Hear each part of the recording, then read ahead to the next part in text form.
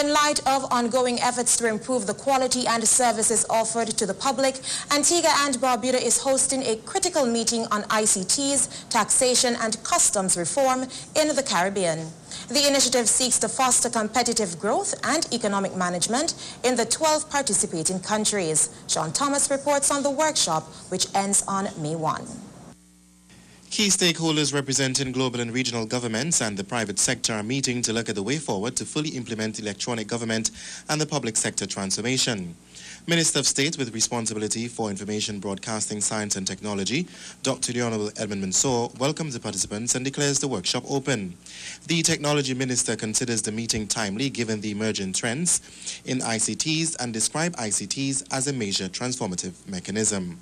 The single most important trigger, the single most important passport for transforming the Caribbean region, especially the Anglophone Caribbean, from developing country status to developed country status, is access to ICTs in all of its realms. And I have been chastised, as it were, for referring to developing and develop. But let us face it, this transformative potential has the capacity to reform our societies and reform how government itself delivers its services to its citizenry.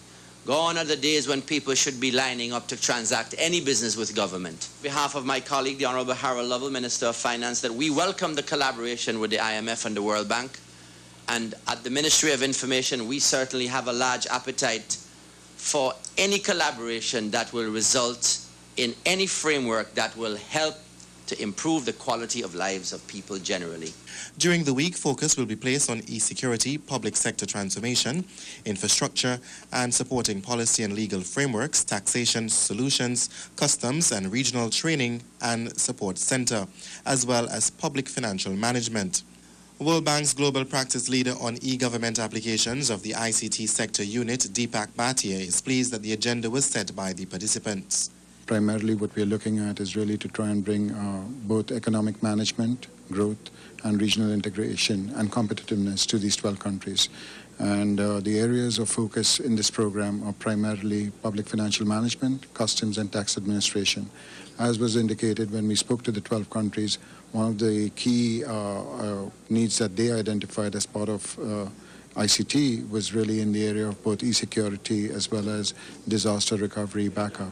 And as you know, most of the countries are susceptible to hurricanes, floods, earthquakes, tsunamis, as the case may be. So the issue of disaster recovery and backup becomes really important. The week-long workshop is being jointly hosted by the International Monetary Fund, IMF. Senior economist Vinette Keane believes that ICT supports the business strategy of tax and customs operations. The ICT is really a support vehicle for the business strategy of the tax and customs operations. And I'm hoping that the nexus, the synergy between the operational outcomes from tax and customs will be effectively facilitated by the ICT. The participants got an opportunity to learn of the work being done by the world leaders in e-security, the government of Korea, on Korea's Internet Security Agency, KISA.